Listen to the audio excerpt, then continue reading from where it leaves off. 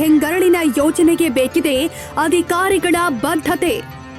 ಕಾಲ ಬದಲಾದಂತೆ ಕಾಲದ ತುರ್ತು ಮತ್ತು ಅಗತ್ಯತೆಗಳಿಗೆ ಅನುಗುಣವಾಗಿ ನಮ್ಮ ಜೀವನ ಶೈಲಿ ಕೂಡ ಬದಲಾಗಬೇಕು. ಆದರೆ ಮಹಿಳೆಯರು ಮತ್ತು ಶೋಷಿತರ ಬದುಕಲ್ಲಿ ಎಲ್ಲವೂ ಸಾಧ್ಯವಾಗಲು ಹೋರಾಟ ಬೇಕು. ಜೊತೆಗೆ ಅಧಿಕಾರ ನಡೆಸೋರಿಗೆ ತಾಯಿ ಹೃದಯ ಇರಬೇಕು. ಕರ್ನಾಟಕದ ಪಾಲಿಗೆ ಕಾಂಗ್ರೆಸ್ ಸರ್ಕಾರ, ಅದರಲ್ಲೂ ಸಿದ್ದರಾಮಯ್ಯ ಅವರು ಮುಖ್ಯಮಂತ್ರಿಯಾಗಿ ಮಹಿಳೆಯರ ಸಮಸ್ಯೆಗಳಿಗೆ ಸ್ಪಂದಿಸಿದ ರೀತಿ, ಸೂಕ್ಷ್ಮ ಸಂವೇದನೆಯಿಂದ ಜಾರಿಗೆ ತಂದ ಯೋಜನೆಗಳು ಇತಿಹಾಸದಲ್ಲಿ ದಾಖಲಾಗಲಿವೆ. ಮಹಿಳಾ ಸಬಲೀಕರಣದ ಘನ ಉದ್ದೇಶದಿಂದ ರಾಜ್ಯದಾದ್ಯಂತ ಉಚಿತ ಪ್ರಯಾಣದ ಶಕ್ತಿ ಯೋಜನೆ ಹಾಗೆ ಗೃಹಿಣಿಯರ ಖಾತೆಗೆ ಮಾಸಿಕ 2,000 ರೂಪಾಯಿ ಹಾಕುವ ಗೃಹಲಕ್ಷ್ಮಿ ಯೋಜನೆ ಜಾರಿ ಮಾಡಿದ್ದ ಸಿದ್ದರಾಮಯ್ಯ ಸರ್ಕಾರ ಮಹಿಳೆಯರ ಪರ, ಲಿಂಗ ಸೂಕ್ಷ್ಮತೆಯಿಂದ ಯೋಚಿಸೋದನ್ನು ಮುಂದುವರೆಸಿದೆ. ಕಳೆದ ವರ್ಷಾಂತ್ಯದಲ್ಲಿ ಸರ್ಕಾರಿ ಮತ್ತು ರಾಜ್ಯದಲ್ಲಿ ವಿವಿಧ ಕಾರ್ಮಿಕ ಕಾಯ್ದೆಗಳಡಿ ನೋಂದಣಿಯಾಗಿರುವ ಉದ್ದಿಮೆಗಳಲ್ಲಿ ಕಾರ್ಯನಿರ್ವಹಿಸುತ್ತಿರುವ ಮಹಿಳಾ ನೌಕರರಿಗೆ ಋತುಚಕ್ರದ ಸಮಯದಲ್ಲಿ ಮಾಸಿಕ 1 ದಿನದ ವೇತನ ಸಹಿತ ರಜೆ ಸೌಲಭ್ಯ ಒದಗಿಸುವ ನಿಯಮ ಜಾರಿಗೆ ತಂದಿತ್ತು. ಇದರ ವಿರುದ್ಧ ಹೋಟೆಲ್ ಮಾಲೀಕರ ಸಂಘ ಹೈಕೋರ್ಟ್ ಮೆಟ್ಟಿಲೇರಿದಾಗಲೂ ಸರ್ಕಾರ ಬಲವಾಗಿ ಸಮರ್ಥಿಸಿಕೊಂಡಿತ್ತು. ಸಂವಿಧಾನದ 42ನೇ ಪರಿಚ್ಛೇದದಡಿ ದುಡಿಯುವ ಸ್ಥಳದಲ್ಲಿ ನ್ಯಾಯಯುತ ಮತ್ತು ಮಾನವೀಯ ಸ್ಥಿತಿ ಮತ್ತು ಮಾತೃತ್ವದ ಪರಿಹಾರಕ್ಕಾಗಿ ಸರ್ಕಾರ ಆದೇಶಿಸುವುದಕ್ಕೆ ಅವಕಾಶವಿದೆ.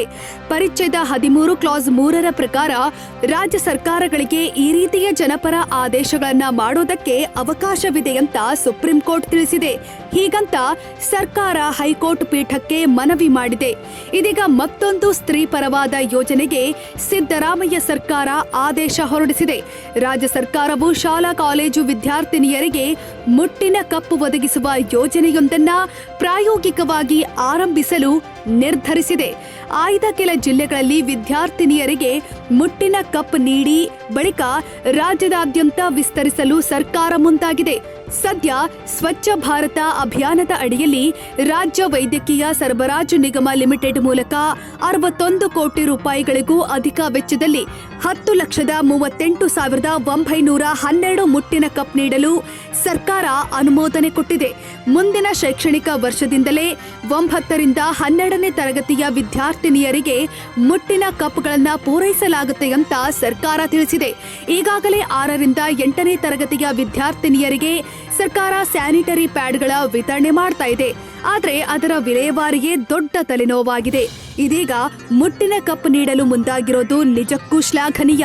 ಇವು ವಿದ್ಯಾರ್ಥಿನಿಯರ ಮುಟ್ಟಿನ ದಿನಗಳ ಆತಂಕ, ಮುಜುಗರವನ್ನ ದೂರ ಮಾಡಲಿದೆ. ಶುಚಿತ್ವದ ಖಾತ್ರಿ ನೀಡಲಿದೆ ಅಂತಾನೆ ಭಾವಿಸಲಾಗಿದೆ. ಸ್ಯಾನಿಟರಿ ಪ್ಯಾಡ್ ಬದಲಿಗೆ ಮುಟ್ಟಿನ ಕಪ್ಗಳನ್ನ ನೀಡೋದು ಸದ್ಯದ ಮಟ್ಟಿಗೆ ಬಹಳ ಪ್ರಗತಿಪರವಾದ ನಿರ್ಧಾರವಾಗಿದೆ. ಆದರೆ ಅಷ್ಟೇ ಸವಾಲಿನ ಕೆಲಸವೂ ಆಗಿದೆ.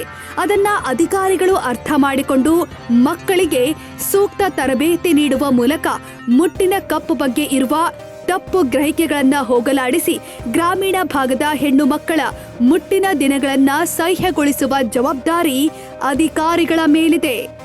ರಾಜ್ಯದ ಸರ್ಕಾರಿ ಹಾಗೂ ಅನುದಾನಿತ ಪದವಿ ಪೂರ್ವ ಕಾಲೇಜುಗಳ ವಿದ್ಯಾರ್ಥಿನಿಯರ ಆರೋಗ್ಯ ಸಂರಕ್ಷಣೆಗಾಗಿ ಮೈತ್ರಿ ಮುಟ್ಟಿನ ಕಪ್ ವಿತರಣಾ ಕಾರ್ಯಕ್ರಮವನ್ನು 2023ರಲ್ಲಿಯೇ ಕುಟುಂಬ ಕಲ್ಯಾಣ ಇಲಾಖೆ ಆರಂಭಿಸಿತ್ತು. ಆರಂಭಿಕವಾಗಿ ದಕ್ಷಿಣ ಕನ್ನಡ ಜಿಲ್ಲೆಯ 11,000 ಮತ್ತು ಚಾಮರಾಜನಗರದ 4,000 ವಿದ್ಯಾರ್ಥಿನಿಯರಿಗೆ ತಲಾ ಒಂದರಂತೆ 15,000 ಕಪ್ ವಿತರಿಸಲಾಗಿತ್ತು. ಅವುಗಳ ಸಾಧಕ ಬಾಧಕ ಅರಿತೇ ಈ ಮುಂದುವರಿಕೆಗೆ ಸರ್ಕಾರ ಮುಂದಾಗಿದೆ ಅನ್ನಿಸುತ್ತೆ. ಕರ್ನಾಟಕದಲ್ಲಿ ಭೀಕರ ಪ್ರವಾಹ ಬಂದಾಗ ಮಹಿಳೆಯರ ತಂಡವೊಂದು ಪ್ರವಾಹ ಪೀಡಿತ ಮಹಿಳೆಯರಿಗೆ ಉಚಿತವಾಗಿ ಮುಟ್ಟಿನ ಕಪ್ಗಳನ್ನು ಖುದ್ದು ಹೋಗಿ ವಿತರಿಸಿತ್ತು. ಪ್ರಗತಿಪರ ಮಹಿಳೆಯರು ಸಂತ್ರಸ್ತ ಮಹಿಳೆಯರಿಗೆ ಸುರಕ್ಷಿತವಾಗಿ ಬಳಸುವ ವಿಧಾನದ ಬಗ್ಗೆ ತರಬೇತಿ ಕೊಟ್ಟಿದ್ರು. ಸಾರ್ವಜನಿಕರು ಉದಾರ ದೇಣಿಗೆ ಕೊಟ್ಟು ಸಹಕರಿಸಿದ್ದರು. ಈಗಾಗಲೇ ಕೆಲವು ಸ್ವಯಂ ಸೇವಾ ಸಂಸ್ಥೆಗಳು ಇಂತಹ ಸೇವಾ ಕಾರ್ಯಗಳನ್ನ ಮಾಡ್ತಾ ಇವೆ. ಗ್ರಾಮೀಣ ಪ್ರದೇಶದಲ್ಲಿ ಮುಟ್ಟಿನ ಕಪ್ಗಳು ಇನ್ನೂ ಪ್ರಚಾರದಲ್ಲಿಲ್ಲ. ಇದೀಗ ಸರ್ಕಾರ ಶಾಲಾ ಮಕ್ಕಳಿಗೆ ಕಪ್ ವಿತರಿಸುವ ಯೋಜನೆಯಿಂದ ತಾಯಂದಿರು ಕೂಡ ಮುಟ್ಟಿನ ಕಪ್ ಬಗ್ಗೆ ಆಸಕ್ತಿ ತೋರಬಹುದು. ಬಹಳ ವರ್ಷಗಳಿಂದ ಬಳಕೆಯಲ್ಲಿ ಇರುವ ಪ್ಯಾಡ್ಗಳು ಪರಿಸರಕ್ಕೆ ಮಾರಕ. ವರ್ಷಗಳ ಕಾಲ ಅವು ಮಣ್ಣಿನಲ್ಲಿ ಕರಗೋದಿಲ್ಲ ಅಂತ ಅಧ್ಯಯನದ ವರದಿಗಳು ಹೇಳುತ್ತಿವೆ. ಹಲವು ಕಂಪನಿಗಳು ಪರಿಸರ ಸ್ನೇಹಿ ಪ್ಯಾಡ್ಗಳನ್ನ ಪರಿಚಯಿಸಿವೆ. ತಿಂಗಳಿಗೆ ಕನಿಷ್ಠ 50 ರಿಂದ 100 ರೂಪಾಯಿ ಪ್ಯಾಡ್ಗಳಿಗೆ ಅಂತಾನೆ ಖರ್ಚಾಗುತ್ತೆ. ಬಡ ಹೆಣ್ಣು ಮಕ್ಕಳಿಗೆ ಇದು ದುಬಾರಿಯೇ ಸರಿ. ಮುಟ್ಟಿನ ಕಪ್ಗಳಾದ್ರೆ ಒಮ್ಮೆ ಖರೀದಿಸಿದರೆ ಬಹಳ ವರ್ಷಗಳ ಕಾಲ ಬಳಸಬಹುದು.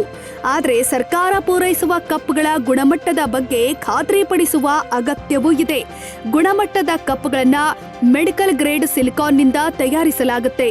ಸರ್ಕಾರದ ಬಹುತೇಕ ಯೋಜನೆಗಳು ಕಳಪೆ ಗುಣಮಟ್ಟದ ವಸ್ತುಗಳನ್ನ ಪೂರೈಸುವ ಮೂಲಕ ಹಳ್ಳ ಹಿಡಿಯೋದು ಸಾಮಾನ್ಯ. ಈ ಯೋಜನೆಯು ಹಾಗೆ ಆಗದಂತೆ ಮುತುವರ್ಜಿ ವಹಿಸೋದು ಅತ್ಯಗತ್ಯವಾಗಿದೆ. ಗ್ರಾಮೀಣ ಭಾಗದಲ್ಲಿ ಮುಟ್ಟಿನ ಬಗ್ಗೆಯೇ ಮೂಢನಂಬಿಕೆಗಳು ಇನ್ನೂ ಢಾಳಾಗಿವೆ. ಈ ಮಾಹಿತಿ ತಂತ್ರಜ್ಞಾನದ ಯುಗದಲ್ಲೂ ಮಹಿಳೆಯರನ್ನ ಮುಟ್ಟಿನ ದಿನಗಳಲ್ಲಿ ಊರಾಚೆ, ಗುಡಿಸಲಲ್ಲಿ, ಶುಚಿತ್ವ, ಸುರಕ್ಷತೆ ಇಲ್ಲದ ಜಾಗದಲ್ಲಿ ಕಳೆಯುವಂತೆ ಮಾಡುವ ಅಮಾನವೀಯ ಪದ್ಧತಿ ಇದೆ. ಒಂದು ಕಡೆ ಪ್ಯಾಡ್ ಬಳಸೋದಕ್ಕೂ ಅನುಕೂಲವಿಲ್ಲದ ಬಡತನ, ಮತ್ತೊಂದು ಕಡೆ ಊರಾಚೆ ಕಳೆಯುವ ನರಕ ಯಾತನೆ. ಇವೆರಡನ್ನು ಮಹಿಳೆಯರು ಅನುಭವಿಸುತ್ತಿದ್ದಾರೆ. ಇಂಥ ಪರಿಸ್ಥಿತಿಯಲ್ಲಿ ಮುಟ್ಟಿನ ಕಪ್ಪು ಬಳಕೆಯ ಬಗ್ಗೆ ಮನೆ ಮನೆಗೂ ಜಾಗೃತಿ ಮೂಡಿಸುವ ಅಗತ್ಯವಿದೆ. ಸರ್ಕಾರ ಪೂರೈಸಿದರೂ ಅದನ್ನ ಬಳಕೆ ಮಾಡುವ ಬಗ್ಗೆ ಮಕ್ಕಳಿಗೆ ಸರಿಯಾದ ಮಾರ್ಗದರ್ಶನದ ಅಗತ್ಯವಿದೆ. ಶಾಲಾ ಕಾಲೇಜು ಆವರಣಗಳು ಇದಕ್ಕೆ ಪೂರಕವಾಗಿ ಲಿಂಗ ಸೂಕ್ಷ್ಮತೆಯಿಂದ ವರ್ತಿಸಬೇಕಿದೆ. ವೀಕ್ಷಕರೇ, ಈ ಸುದ್ದಿ ನಿಮಗೆ ಇಷ್ಟವಾದಲ್ಲಿ ನಮ್ಮ ಚಾನೆಲ್ ಅನ್ನು ಸಬ್ಸ್ಕ್ರೈಬ್ ಮಾಡಿ, ಲೈಕ್ ಮಾಡಿ ಹಾಗೂ ಶೇರ್ ಮಾಡಿ.